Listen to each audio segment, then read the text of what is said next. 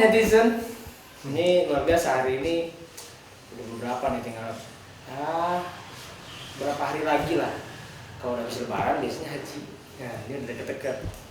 Ingatnya kalau kita sih kurban ya. Tapi di momen kurban itu adalah puncaknya haji.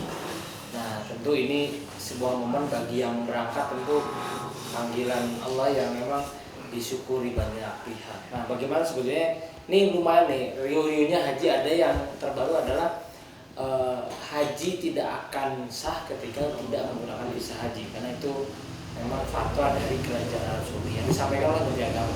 Nah, kita akan ngobrol soal haji di Jawa Barat bersama dengan narasumber kita, ada Pak Boy Harinovian.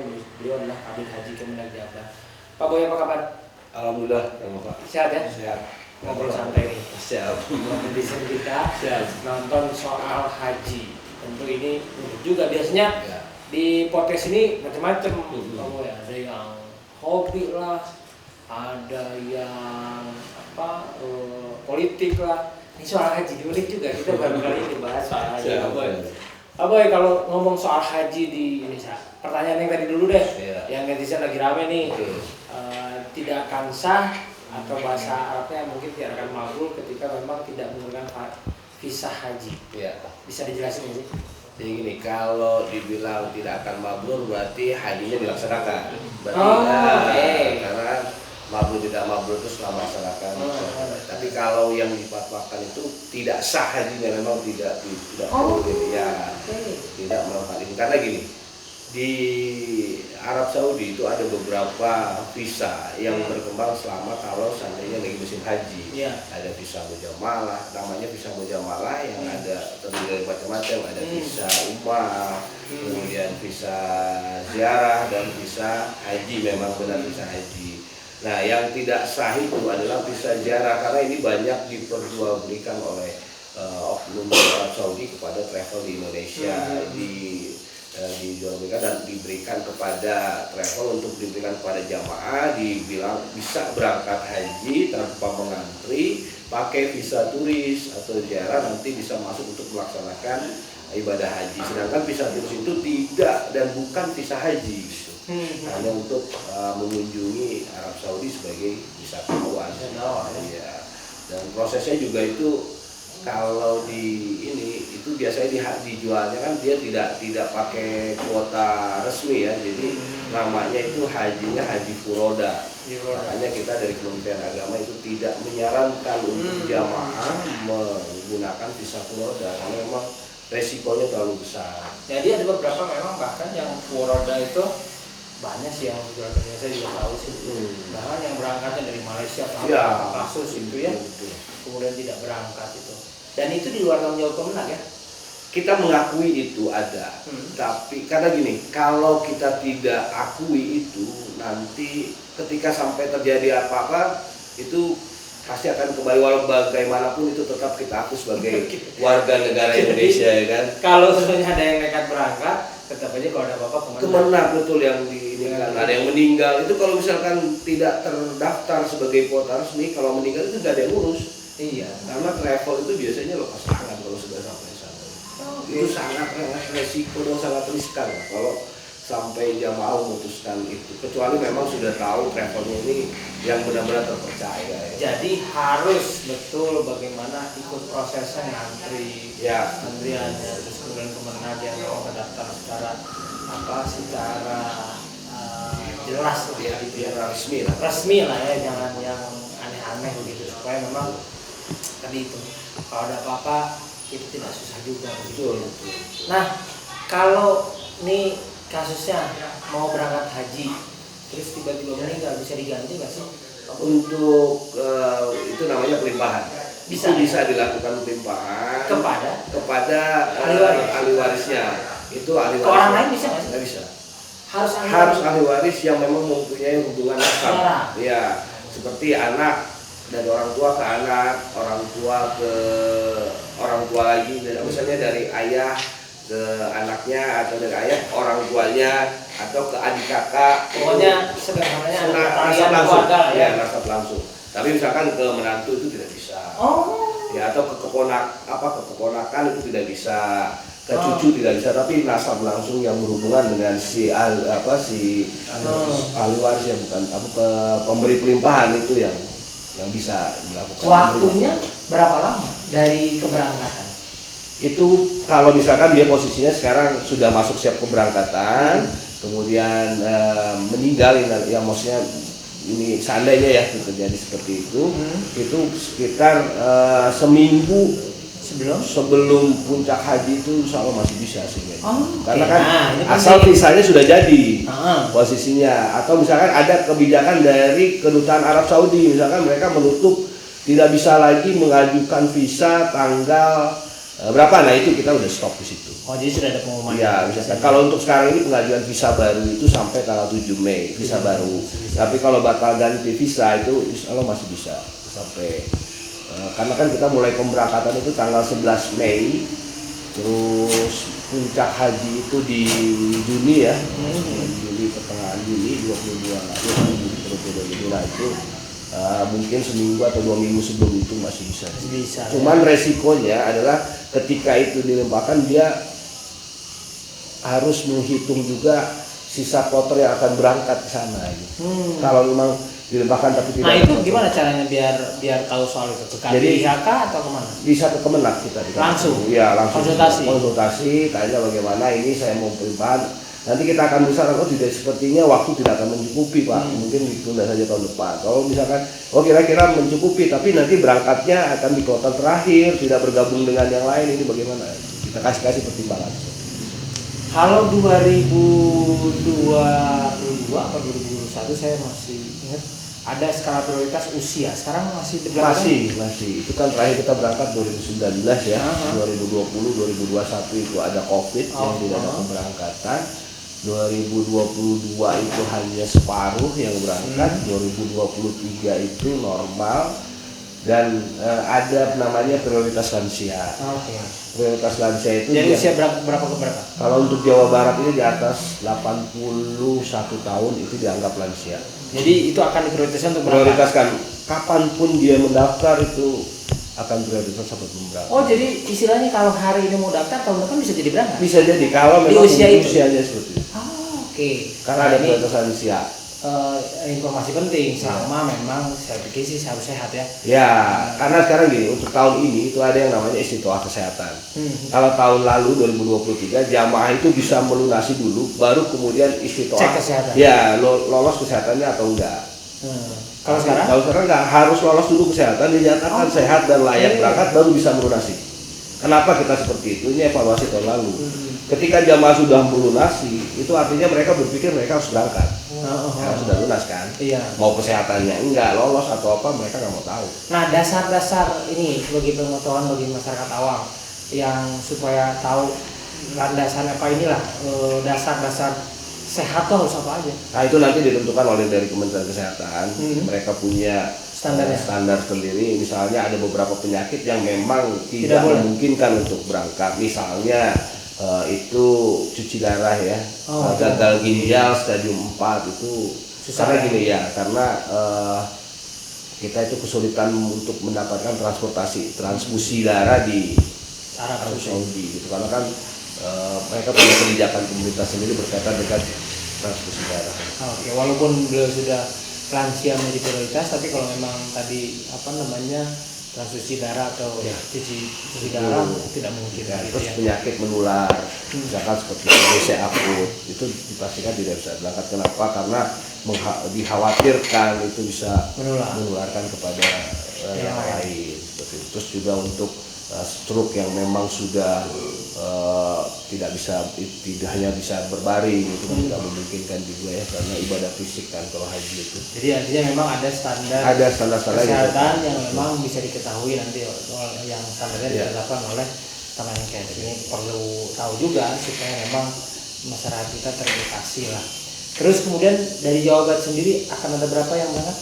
Pada tahun ini alhamdulillah kita mendapatkan tambahan kuota, jadi total keseluruhan itu jadi 40.201 orang. Wow. Calon jamaah haji terbesar Indonesia. Terbesar di Indonesia dan paling beragam. Jamaah Jawa Barat ini paling beragam. Beragam dari sisi apa? Mulai dari sisi pendidikan, sisi usia. Jadi karena gini, kita kan tersebar ya dari kota sampai desa itu banyak sekali, jadi sangat multi inilah ya. Kalau dari segi pendidikan itu dari SIA paling tinggi sampai paling rendah itu ada, makanya perlu petugas-petugas yang dikirimkan itu memang perlu kemampuan kalau saya bilang interpersonal skill yang memang bisa melayani jamaah secara baik gitu, karena belum tentu di satu daerah ini dia bisa berkomunikasi dengan baik. Itu komunikasi itu bisa digunakan juga ke satu calon jamaah yang memang dari daerah gitu, jadi ya mesti pinter-pinter lah. Benar. Jadi ini salah satu yang viral tahun lalu adalah abah-abah yang mau masukin ayamnya karena lupa. Itu kan sempat viral kan? Artinya petugasnya harus handal. Betul. Kata Pak Boy, nggak mungkin juga si petugasnya marah-marah, ini teh haji, nggak mungkin. Harus ada interpersonal ya. Memang skillnya di atas rata-rata gitu ya. Betul. Jadi itu yang sempat viral, tapi kemudian itu ada temennya kalau salah sama-sama abah-abah juga, kayak juga. Dua-duanya. Dan pas pulang kembali kita bertemu dengan si abah tersebut. Itu, ketemu? Ya. Wah, segar dan sehat gitu loh. Maksudnya pas pulang itu kita ngejemput. Masih ingat ayam tapi? Udah bilang, Bang gimana? Senang ya. Jadi memang dan melaksanakan, saya dapat informasi dia melaksanakan semua rukun syarat wajib hajinya dengan kayaknya memang kalau lagi ibadahnya fokus. Ya, cuman kayaknya itu mah bangun tidur di rumah. Ingatnya di rumah gitu. Ini sempat rame. Nah, artinya mempersiapkan petugas ini gimana nih Pak Boy? Di Kementerian sendiri menyiapkan petugas untuk mengawal 40.000 sekian. Ya, jadi petugas itu dalam satu kloter ya, kelompok terbang yang akan dikirimkan oleh pemerintah atau Jabar itu kita ada 8 orang petugas yang akan mendampingi. Dari satu untuk ketua kloter, kemudian pembimbing ida kloter 1 orang, dokter 1 orang, petugas kesehatan 2 orang, dan 3 orang petugas haji daerah. Jadi 8 orang akan mendampingi 432 orang. 8 orang petugas ini kita seleksi. Itu ada 3 tahapan seleksi yang kita lakukan untuk menyaring petugas yang memang benar-benar kita pikir sesuai dan punya kompetensi untuk melayani jamaah. Setelah kita saring itu juga ada pelatihan BIMTEK. BIMTEK itu sudah selesai semua. Itu ada BIMTEK, itu ada Prabimtek, ada BIMTEK. Prabimtek itu kita semi militer kemarin ini inovasi baru dari Kementerian Agama Jawa Barat, Provinsi Jawa Barat. Kita pakai semi militer, jadi untuk meningkatkan kemampuan kedisiplinan, leadership, terus juga cara baca medan seperti apa. Karena gini, kita nggak mau petugas yang kita kirim jangankan membantu orang jamaah yang tersesat, dia aja nyasar. Nah itu juga penting ya. Penting sekali itu cara membaca medan, tahu ketika dia sampai langsung memetakan ini ada di mana gitu. Jadi harus apa yang diinformasikan kepada jamaah itu jadi langsung bisa tahu. Kalau mereka aja bingung ini di mana, karena kan rata-rata petugas itu juga baru berangkat. Oke, jadi ini penting juga. Nah, kalau dari pengalaman yang menarik selain karir tadi dan petugas, apa yang menjadi warna tersendiri di haji tahun sebelumnya? Sebelumnya itu ini yang jadi ini informasi juga sebenarnya sempat viral itu kita pemerintah itu dituntut di pengadilan oleh salah seorang jamaah di Jawa Timur, untungnya Jawa Barat enggak itu. Masalah makan. Jadi kalau masalah makan ini Indonesia ini jamaah itu sangat sensitif, betul. Jadi yang maksudnya yang dijadikan bahan utama itu apakah makanan kami tercukupi atau tidak. Jadi harusnya kan ya makan memang penting, tapi paling nggak rukun syarat wajib haji itu lebih penting karena nunggu udah lama 12 tahun 13 tahun untuk berangkat ke Jawa Barat. Ketika sampai sana yang dipikirkan makan, tapi enggak ininya rukun syarat wajibnya itu udah benar belum? Ya itu sempat juga ramai ya. Nah makanya tahun ini itu ada mudah-mudahan ini bisa. Jadi kemarin itu dituntut oleh masyarakat itu 2 hari sebelum hari musnah, Arafah, Musdalifah dan Mina, dan 3 hari setelah musnah itu tidak dapat makan. Bukan kita nggak mau ngasih makan, tapi memang pada saat itu kota Mekah ditutup total, transportasi tidak bisa masuk. Jadi kita tidak bisa mendistribusikan makanan. Makanya tahun ini kita cari, mudah-mudahan pemerintah pusat sedang mengolah dan mencari bagaimana caranya 2 hari sebelum dan 3 itu tetap dapat makan. Dan ini insya Allah bisa terjadi tahun ini. Apakah akan diberikan, kan itu sebanyak 12 kali ya, itu pakai makanan cepat saji ya rencananya. Apakah akan diberikan sebelum keberangkatan di embarkasi atau nanti di sana. Kalau sebelum keberangkatan takutnya ketika pas waktu dimakan udah habis duluan dimakan kan gitu. Nanti ini bagikan jalan, kalau di bagian sana distribusinya seperti apa itu kita. Tapi insya Allah itu akan terlaksana. Kita tetap akan berikan berupa makanan cepat saji. Jadi insya Allah jamaah tidak akan kekurangan, full akan dapat makan semua. Oke, bisa alhamdulillah, mudah-mudahan itu terwujud. Ada lagi yang menarik, kadang-kadang jemaah haji kita itu ya benar-benar bukan hanya dari kota tapi dari desa juga. Di dalam kopernya segala ada. Semua segala dibawa pokoknya. Nah, apa saja nih yang biar masyarakat tahu jangan bawa bawa ini gitu. Ya. Secara ini aja, secara gambaran. Ya. Ini yang setiap tahun kita temuin. Walaupun sudah berulang-ulang kita sosialisasikan, itu nggak berhenti-berhenti. Rice cooker. Jadi masuk ke koper itu itu nggak perlu aduh kita makan sudah.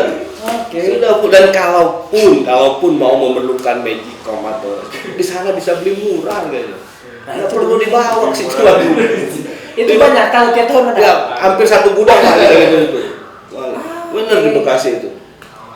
Dan akhirnya kalau misalnya kan kita umumkan setelah pulang bisa diambil barang itu. Kadang-kadang ada yang diambil dan kita sumbangkan aja itu kemarin. Akhirnya begitu ya. Terus pemanas air itu nggak perlu dibawa.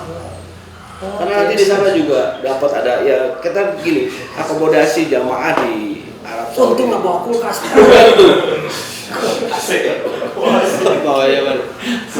Macam. Karena di sana itu kalau hotel bintang 3 fasilitasnya kan sudah ini ada pemanas ada segala macam lengkap lah. Tapi kan memang kalau pengetahuan masyarakat kita belum merata, Pak Boy. Itu juga harap itu kalau yang namanya ikan asin peda itu banyak. Pedas. Wow, itu mereka udah siap asin itu ya ada. Padahal di sana itu beli ada semua lengkap. Kalau kecap juga udah pasti bisa. Beras ada juga. Beras banyak sekali. Tapi itu nggak dilarang. Yang dilarang itu adalah elektronik yang memang apa namanya? Rokok itu yang melebihi ketentuan yang tidak bisa. Oh, jadi buat 3 slot? Boleh 2 slot. Oh, 2 slot. Nah, dan jangan dititipkan itu saya titip pesan saya berkali-kali juga ini. Kejadian juga. Jangan dititipkan kalau yang suaminya merokok, jangan rokoknya kalau istri biar banyak kan gitu. Jadi suami 2 slot, istri 2 slot. Tapi nanti pasti dipanggil ini tuh yang istrinya ini. Karena nggak mungkin kalau kok perempuannya merokok. Nah, itu kejadian biar bawa dapat banyak. Pasti akan diperiksa di embarkasi itu dikeluarkan. Oke. Timbangan berapa? Timbangan kalau untuk tas besar 32 kilo, untuk tas kecil 7 kilo. Tidak standar penerbangan internasional. 40 kilo ya. Ini jadi jangan dibawa lah. Dan kalau apalagi pulang itu bawa air jam-jam di ini lah itu. Taruh di dalam tas air jam-jam. Lo usah kita udah siapkan nanti dapat. Iya betul. Pas pulang udah dibagi ya. Betul. Kalau sampai ketahuan dia pulang bawa air jam-jam itu dibongkar tasnya. Bagasinya dibongkar tas besar. Ketika dibongkar itu yang hilang nggak cuma air jam-jam yang keluar nanti gitu yang kita khawatirkan. Iya betul. Kan? Jadi anak-anak nggak ada yang kontrol kan kita nggak bisa. Ya. Jadi ini prepare aja. Betul. Buat yang mau berangkat timbang dulu lah 32 kilo. Kalau biasanya kalau berangkat sih aman. Ya, tapi kan ada yang bawa ulekan dan seperti itu. Pas pulang balik ke sini juga saya banyak. Nggak apa-apa kalau itu sih belanja ya. Gitu. Nah ini ada yang saya mau sampaikan sebenarnya kemarin saya udah ngobrol sama Kak Abel. Saya titip pesan aja saya minta tolong diinikan ke jamaah haji Jawa Barat khususnya. Jadi ketika jamaah haji itu adalah ibadah pribadi yang memang memberi dampak kepada pribadi. Ya. Kita Pak Kanwil Kepala Kantor Wilayah Kementerian Agama ini berpesan dan ingin ini bisa jadi jamaah haji itu tidak hanya memberi dampak kepada pribadi tapi juga kepada masyarakat sekitar. Kenapa ya seperti itu? Karena gini, rata-rata lah kita hitung aja misalnya satu orang warga Jawa Barat itu membawa uang untuk beli oleh-oleh itu 10 juta. Ketika di sana itu yang dibeli oleh-oleh itu kan hanya sebenarnya gamis, terus juga kerudung, kurma mungkin ya, terus juga sajadah yang sebenarnya orang Arab pun belinya di Indonesia gitu. Ya beli di Pasar Baru misalnya itu beli 10.000 3 atau 100.000 3, dijual sana 100.000 satu ya kan. Nah makanya orang Arab itu bisa sampai ada yang bisa bahasa Indonesia. Jangankan bahasa Sunda aja orang Arab banyak yang bisa. Kenapa? Karena orang Indonesia suka berbelanja. Walaupun mereka sebenarnya orang Arab itu beli belanjaannya di Indonesia. Kenapa enggak itu dibelanjakan saja di Indonesia, uang yang buat oleh-oleh itu belanjakan di Indonesia. Ketika itu dibelanjakan, kebayangkan 40.201 kali 10 juta lah dia. Sudah berapa 40 triliun atau itu kan untuk bisa untuk berapa ya 400 miliar itu memberikan dampak ekonomi yang memang baik untuk warga Jawa Barat gitu. Jadi nggak perlu lagi kita bawa ke sana, dijual ke sana, itu udah kaya mereka. Kenapa nggak kita sih? Masih banyak memang yang UMKM, masyarakat yang masih memerlukan. Dan jadi ketika jamaah melakukan itu dampaknya tidak hanya untuk pribadi aja, tapi juga untuk masyarakat sekitar. Nah itu sih titik kesemuanya. Ini memang agak sulit kayaknya. Jadi gini caranya. Jadi beli dulu, titip ya kan, beli dulu. Ya, beli dulu. Nanti ketika dijemput ke sana oleh dari Kementerian Agama atau titipkan, misalnya dia titip beli di KBIH ya kan. Nah, beli KBIH, Pak Haji tolong belikan saya oleh-oleh sebanyak 10 juta deh. Nanti ketika dijemput ke sana, kasihkan oleh-olehnya, ambil oleh-olehnya, bawa pulang oleh-oleh itu ke rumah. Ya kan. Oleh-oleh tetap bawa oleh-oleh. Tapi kan orang kita mah ini dari mana? Sama mereka Arab itu tidak bisa memproduksi. Yang asli Arab itu hanya kurma dan onta. Selebihnya mereka impor. Iya. Begitu dilihat made in Indonesia.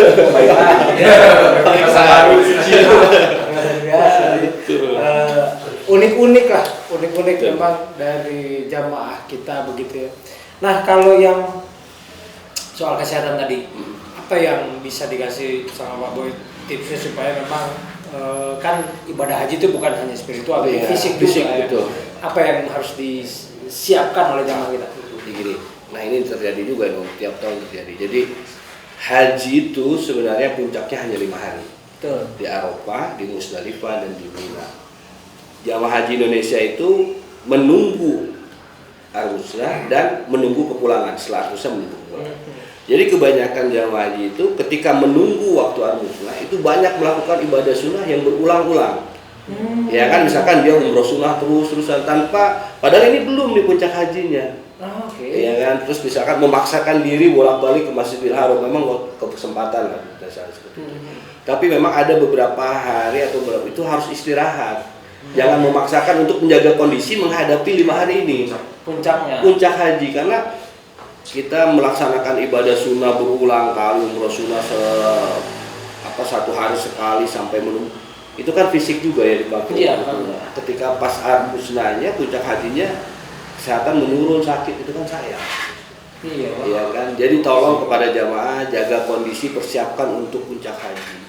Karena fisik itu benar-benar dipergunakan dan dipakai ketika puncak haji, mulai dari wukuf di Arafah, terus kemudian mabit di Musdalifah dan lempar jumroh di Jamaroh di Mina, itu memerlukan ibadah fisik yang sangat-sangat prima gitu. Jadi kalau jangan sampai mengorbankan yang wajib untuk melakukannya. Sunnah boleh, mumpung ada di sana, tapi perhatikan juga kondisi jamaah biar siap menghadapi puncak haji, itu aja sih. Ini kejadian banyak ketika udah maksa lihat tiap hari dengan bangganya 20 kali dalam 20 hari menunggu. Saya umroh sunnah tiap hari. Pas giliran mau hajinya dirawat ya kan, wukufnya pakai ambulan, sayang kan kalau seperti itu, balik lagi kan. Harus safari wukuf itu sayang sekali. Itu yang memang jadi catatan penting. Betul. Bagaimana jamaah kita ya, betul. Sebenarnya tidak tidak salah juga, tapi kemudian ada yang lebih utama karena niatnya haji, jadi persiapkan fisik dengan baik tadi ya. Begitu Pak Boy. Pak Boy, terakhir untuk jamaah haji khususnya Jawa Barat yang hari ini, netizen yang hari ini nonton, baik itu keluarganya atau kemudian anak-anaknya, apa yang penting untuk dibawa, tidak dibawa, disiapkan atau tidak disiapkan, atau kemudian keseluruhan selama haji di Mekah ini harus apa? Jadi pada calon jamaah haji Jawa Barat saya berpesan, intinya gini, jangan terlalu banyak membawa barang yang memang tidak akan berguna nanti di sana dan tidak bisa dipakai, apalagi sampai terperiksa atau tersita di bandara seperti bea cukai, seperti misalnya rice cooker ataupun magicom, pemanas, power bank yang besar. Nah, itu hati-hati, jangan ini.